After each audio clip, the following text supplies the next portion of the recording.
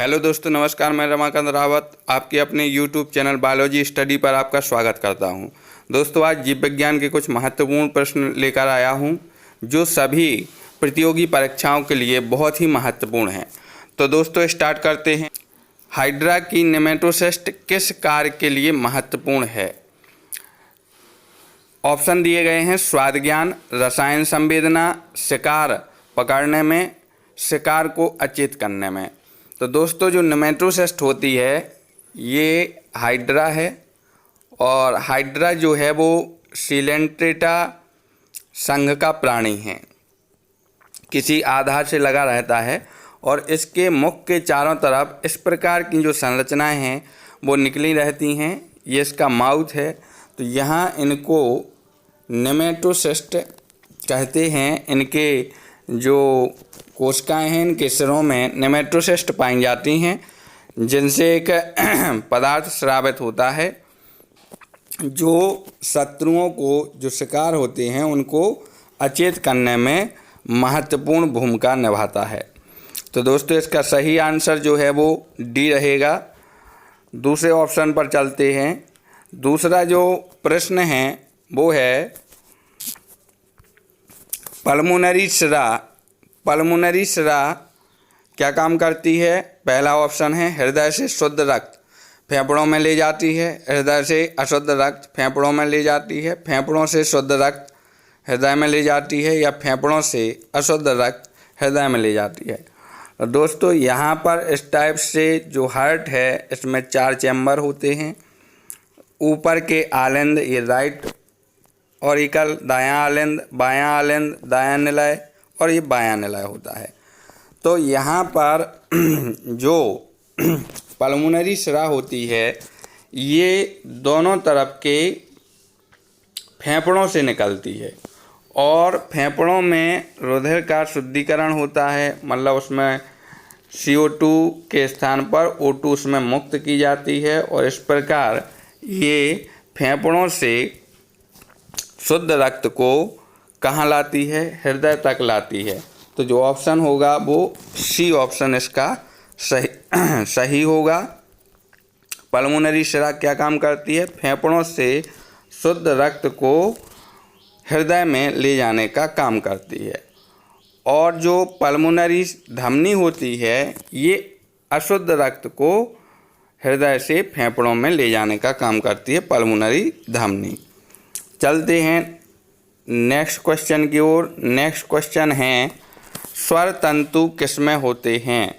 तो जो स्वर तंतु होते हैं बुक्कल कार्ड, ये फेरेंक्स में होते हैं, लैरिंक्स में होते हैं, ग्लोटस में होते हैं, या ब्रोंकियल नाल में होते हैं। तो यहाँ पर आपने संरचना देखी होगी श्वसन तंत्र की। यहाँ पर ये लैरिंक्स है, लैरिंक्स के ऊपर की जो संरचना होती है वो फेरेंक्स ग्रास, और उसके बाद ग्रास नली होती है, और इसके बाद ब्रोंकियल नाल होती है, और फिर यहाँ पर फेफड़े होते हैं। तो इस प्रकार की जो संरचना है ये पाई जाती है। तो यहाँ पर हड्डियों का बना एक बॉक्स होता है, इसको क्या कहते हैं? लैरिंक्स या कंठ कहते हैं, और कंठ में ही स्वर तंतु पाए जाते हैं। तो इसका जो सही आंसर होगा लैरिंक्स, बी ऑप्शन, या इसको हम कंठ भी कह सकते हैं। इसी से जो ध्वनि है वो उत्पन्न होती है। चलते हैं नेक्स्ट क्वेश्चन की ओर। नेक्स्ट क्वेश्चन है अलवणीय जल में रखने से एंट अमीबा हिस्टोलिटिका किस कारण मर जाएगा? तो दोस्तों, एक प्रोटोजुअन जंतु होता है एंट अमीबा हिस्टोलिटिका। प्रोटोजुआ जंतु है, प्रोटोजुआ के अंतर्गत आता है। तो इसमें ऑप्शन दिए गए किस कारण मर जाएगा यदि हम इसे अलवणीय जल, जैसे नदी है, तालाब है, इसके पानी में अगर हम इसको रखते हैं। कूटपादों की अनुपस्थिति, भोजन की कमी, संकुचनशील रिक्तिका की अनुपस्थिति, या खाद्य रिक्तिकाओं की कमी। तो दोस्तों, अलवणीय जल में क्या नहीं रहेगा? इसमें चूँकि एंट अमीबा हिस्टोलिटिका में संकुचनशील रिक्तिका कॉन्ट्रैक्टाइल वैक्यूल नहीं पाई जाती है, जिसके कारण वह जल को शरीर से बाहर नहीं निकाल सकता है आवश्यकता से अधिक, और उसकी जो है मृत्यु हो जाएगी। दोस्तों, एंटमीबा हिस्टोलिटिका से कौन सा रोग होता है? तो इससे अमीबी पेचिस रोग होता है। अमीबी पेचिस रोग इससे होता है, एंटमीबा हिस्टोलिटिका से। और जीवाणु से भी पेचिस होता है तो उसको पेचिस कहते हैं, और इसमें अमीबी पेचिस इसका नाम होता है। और चलते हैं दोस्तों नेक्स्ट क्वेश्चन की ओर। नेक्स्ट क्वेश्चन है, कौन सा जंतु शीत रुधिर वाला है? शीत रुधिर माने कोल्ड ब्लडेड। तो ठंडा रुधिर किसका होता है? खरगोश का, सर्प का, मानव का या चूहे का? तो दोस्तों मत्स्य वर्ग है, उभयचर वर्ग है, सरीसृप वर्ग है। तो कॉर्डेटा संघ के ये जो 3 वर्ग होते हैं ये शीत रुधिर वाले या कोल्ड ब्लडेड होते हैं, जबकि जो पक्षी वर्ग है और स्तनधारी वर्ग है मेमलिया, वो गर्म रुधिर वाले होते हैं, वार्म ब्लडेड। तो इसमें से ये खरगोश स्तनधारी है, मानव स्तनधारी है, चूहा स्तनधारी है। तो स्तनधारी जितने होंगे वो सभी गर्म रुधिर वाले होंगे। तो यहाँ पर जो सर्प है ये शीत रुधिर वाला है, और ये रेप्टाइल या उभयचर में आता है। उभयचर या रेप्टाइल के अंतर्गत आएगा और शीत रुधिर वाला होता है। असमतापी प्राणी के अंतर्गत ये आते हैं, जबकि समतापी पक्षी और स्तनधारी वर्ग के होते हैं। दोस्तों चलते हैं नेक्स्ट क्वेश्चन पर, और जो इसका अगला जो प्रश्न है, अफीम किसके बिना पके दूध से प्राप्त किया जाता है? तो जो अफीम है वो पेपेबर सोमनिफेरम, कैफिया अरेबिका, थिया साइनेंसिस, पाइसम सेटाइवम। तो अफीम किसके बिना पके दूध से? बिना पके दूध से माने कच्चा जो दूध होता है, लेटेक्स होता है, उससे अफीम प्राप्त की जाती है। तो किससे? पेपेबर सोमनिफेरम से प्राप्त की जाती है। थिया साइनेंसिस ये इससे चाय जो है वो प्राप्त होती है, और कैफिया से कैफीन प्राप्त होती है। चलते हैं दोस्तों नेक्स्ट क्वेश्चन की ओर। जो नेक्स्ट क्वेश्चन है, गेंदा किस कुल में आता है? तो जो गेंदा है कंपोजिटी में आता है, कुकुरबिटेसी में आता है, क्रूसीफेरी में आता है या मालवेसी में आता है? तो दोस्तों जो गेंदा है सूर्यमुखी है, ये कंपोजिटी कुल के अंतर्गत आते हैं, और कुकुरबिटेसी के अंतर्गत कद्दू है, लौकी है, खीरा है, और क्रूसीफेरी के अंतर्गत सरसों है, मूली है, और मालवेसी के अंतर्गत गुड़हल है, भिंडी है, कपास है। ये मालवेसी कुल के अंतर्गत आते हैं। तो जो गेंदा है और सूर्यमुखी है ये कंपोजिटी कुल के अंतर्गत आते हैं, ये याद रखना है। चलते हैं दोस्तों नेक्स्ट क्वेश्चन की ओर।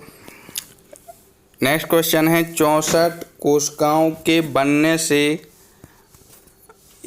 एक कोशिका को कितनी बार समसूत्री विभाजन करना पड़ेगा? क्योंकि दोस्तों जानते हैं आप, एक समसूत्री विभाजन में एक कोशिका से 2 कोशिकाएं बनती हैं, और इनमें गुणसूत्रों की संख्या मात्र कोशिका के बराबर। अब इन 2 से फिर समसूत्री विभाजन होगा तो 4 कोशिकाएं बनेंगी, और 1 से 2, 2 से 4, 4 से 8, 8 से 16, 16 से 32 और 32 से 64। तो इस प्रकार 6 बार समसूत्री विभाजन इसको करना पड़ेगा। एक कोशिका को 64 कोशिकाएं बनाने के लिए कितनी बार विभाजन करना पड़ेगा? तो 6 बार विभाजन करना पड़ेगा।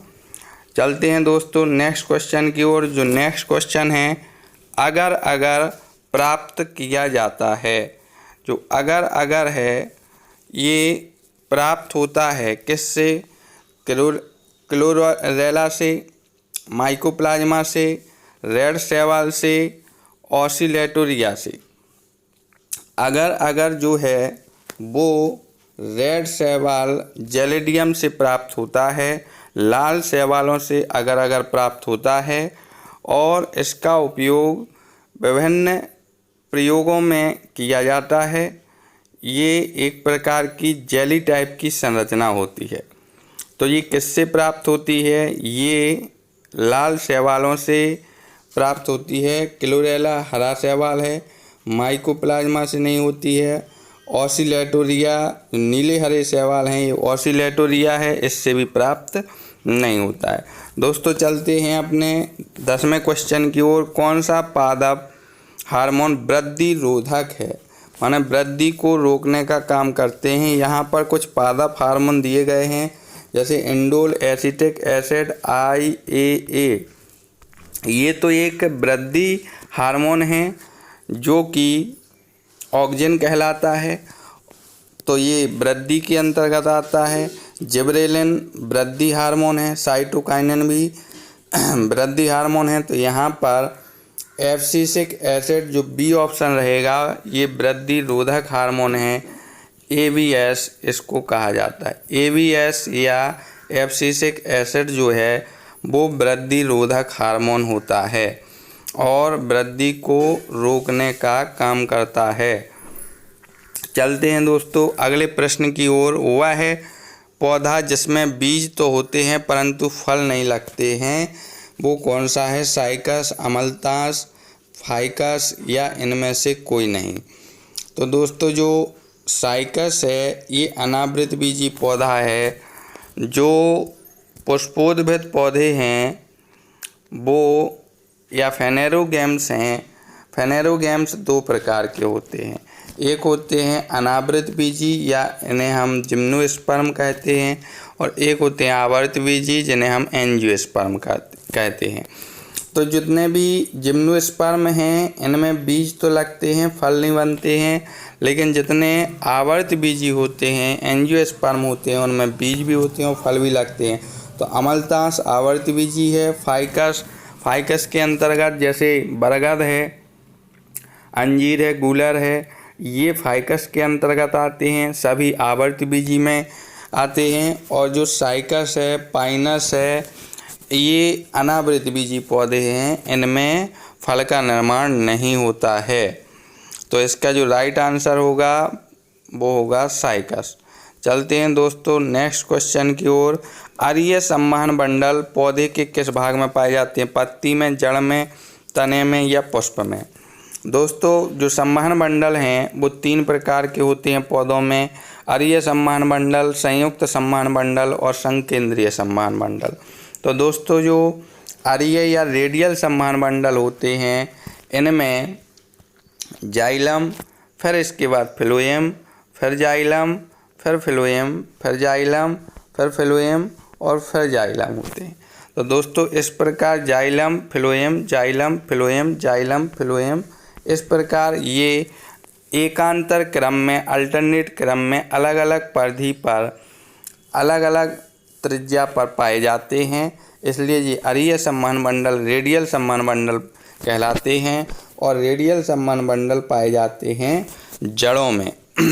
जबकि जो तने हैं इनमें संयुक्त संवहन बंडल पाए जाते हैं।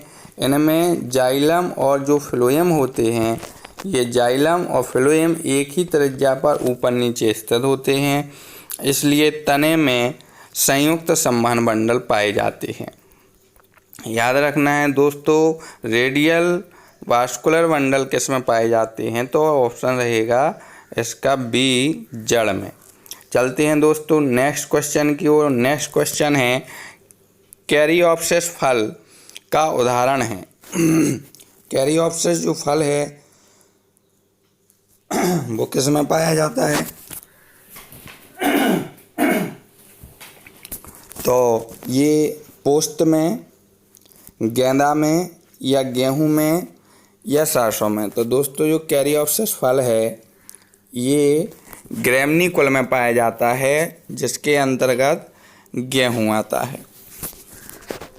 तो सही आंसर होगा इसका गेहूं। जबकि जो सरसों हैं, सरसों, तो सरसों में और मूली में, इनमें सिलिकुआ जो फल है वो फल का प्रकार पाया जाता है। और जो नेक्स्ट क्वेश्चन है वो है खाने वाली फफूंद या जो खाने वाला जो कवक है वह कौन सा है? एगेरिकस, राइजोपस, पक्सिनिया या कंड।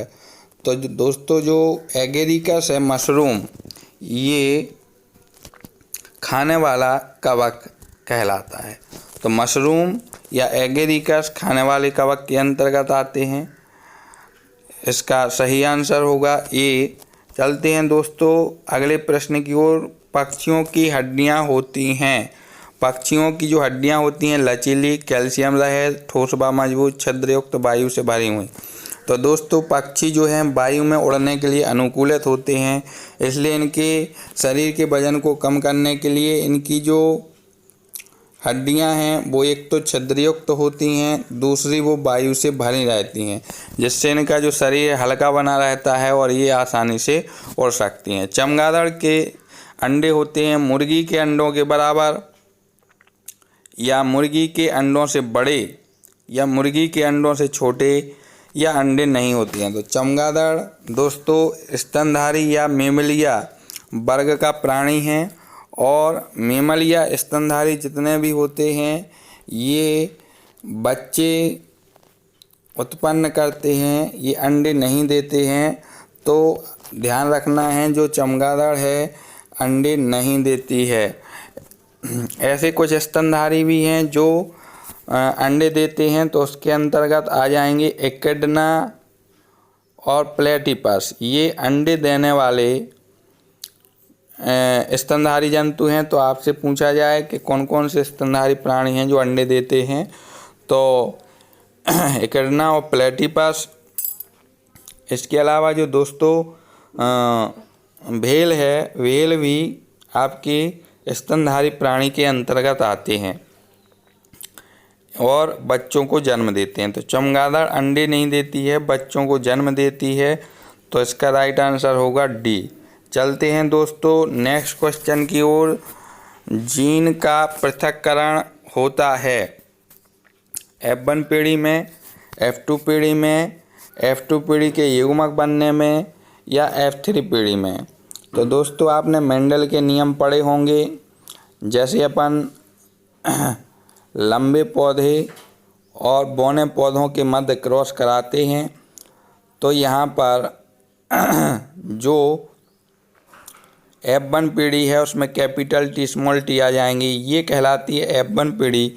ये लंबे पौधे हैं और ये बौने पौधे हैं, इनके मध्य में जब क्रॉस कराएंगे तो यहाँ पर संकर लंबे पौधे प्राप्त होंगे। जब ये F2 पीढ़ी में जाएंगे, ये F2 जब इनमें स्वपरागण होगा तब ये F2 पीढ़ी में जाते हैं, उसी समय इनसे गैमीट या युग्मक बनते हैं। तो उस समय ही इनमें जीनों का पृथक्करण होता है। तो F2 पीढ़ी के युग्मक बनने के समय जीनों का क्या होता है? पृथक्करण होता है। ये ध्यान रखना है। चलते हैं नेक्स्ट क्वेश्चन की ओर। कार्बन पादप वृद्धि के लिए एक अनिवार्य तत्व होता है, पौधे से प्राप्त करते हैं। मतलब पौधे वातावरण से या कहाँ से कार्बन को प्राप्त करते हैं? तो मिट्टी से, पानी से, हवा से या प्रकाश से। तो दोस्तों जो पौधे होते हैं ये कार्बन को हवा से, वायु से प्राप्त करते हैं कार्बन डाइऑक्साइड के रूप में। कार्बन डाइऑक्साइड को ये ग्रहण करते हैं, उसमें कार्बन होता है और ये कार्बन को प्राप्त करते हैं। तो सही आंसर होगा इसका हवा से। और अगले प्रश्न पर चलते हैं। क्रोमोसोम में आनुवांशिक पदार्थ होता है। क्रोमोसोम या गुणसूत्र में क्या आरएनए होता है, एटीपी, डीएनए या एडीपी। तो जो दोस्तों क्रोमोसोम है गुणसूत्र, उसमें जो आनुवांशिक पदार्थ है वो डीएनए होता है। डीऑक्सी न्यूक्लिक एसिड जो है वो आनुवांशिक पदार्थ के रूप में गुणसूत्रों में या क्रोमोसोम में पाया जाता है। क्रोमोसोम कहाँ पाए जाते हैं? तो ये कोशिका के केंद्रक वाले भाग में पाए जाते हैं। दोस्तों इस वीडियो का जो लास्ट प्रश्न है प्राकृतिक वर्ण का सिद्धांत प्रतिपादित किया। तो प्राकृतिक नेचुरल जो सिलेक्शन है, थ्योरी ऑफ नेचुरल सिलेक्शन, वो किसने दी थी? क्या लेमार्क ने दी थी, हुकर ने दी थी, डार्विन ने दी थी या ह्यूगो डी ब्रीज ने दी थी? तो दोस्तों जो लेमार्क हैं, इन्होंने उपार्जित लक्षणों की वंशागति का बहुत ही महत्वपूर्ण सिद्धांत दिया था जैव विकास से संबंधित। और जो हुकर हैं, इन्होंने प्राकृतिक वर्गीकरण दिया था, ना कि प्राकृतिक वर्ण दिया था। प्राकृतिक वर्गीकरण किया था, इनने जीवों के वर्गीकरण का सिद्धांत दिया था हुकर ने। और जो डार्विन हैं, इन्होंने ही नेचुरल सिलेक्शन, जो प्राकृतिक वर्ण है या प्राकृतिक चयन का जो सिद्धांत है, वो डार्विन ने दिया था। और जो ह्यूगो डी ब्रीज ने उत्परिवर्तन का सिद्धांत दिया था। तो दोस्तों ये चारों महत्वपूर्ण वैज्ञानिक हैं।